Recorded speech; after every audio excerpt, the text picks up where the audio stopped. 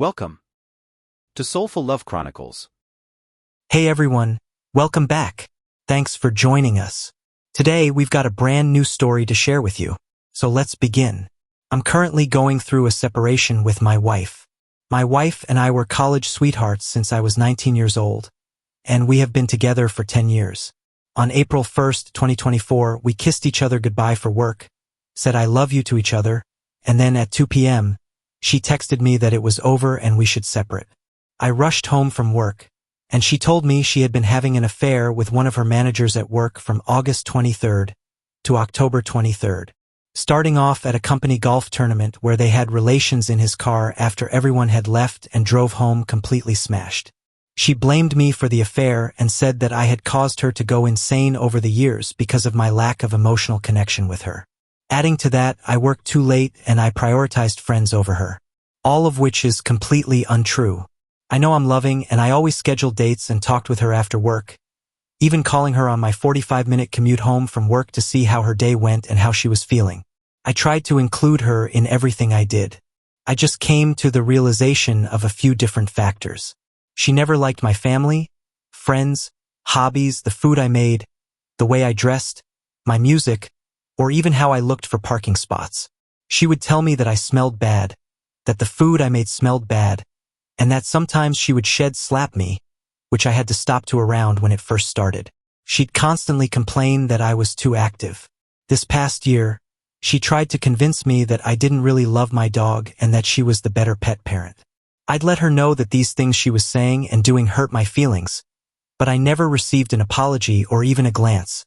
I know there are two sides to a relationship, and I'm not perfect. I'd argue with her, yell sometimes, and get frustrated with things that were going on. Sometimes if she was in a bad mood or having a breakdown because of an event at work, she had a fear of storms and would just cry in the basement until they passed. I would try to console her and tell her that everything would be all right and that there's different ways to look at a situation. I would have my meltdowns because of work, not feeling adequate, frustration, etc. She wouldn't stay with me or console me. I've been telling her for the past few years that I have just been feeling so unloved in the relationship. I know I'm rambling, but I just don't know what I got myself into over the last 10 years. I thought I was in love, but I don't know anymore. As I've been talking to my therapist over the past few weeks, we've been dissecting my relationship, and a few things I remember from college was that I tried to break up with her several times, but she would lock herself in my room for hours and cry until I concluded that we would work things out. Again, she would constantly tell me that I wasn't emotionally available to her, but I would always try to express my feelings and get blank stares from he. I'd hold her, kids her, tell her every day how much I loved her, but it wasn't enough.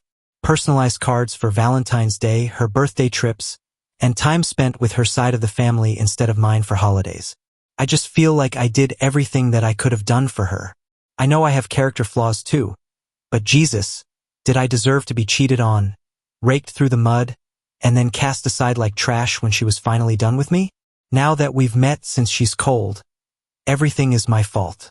We've moved out of the house and gotten separate apartments while we wait to put the house on the market.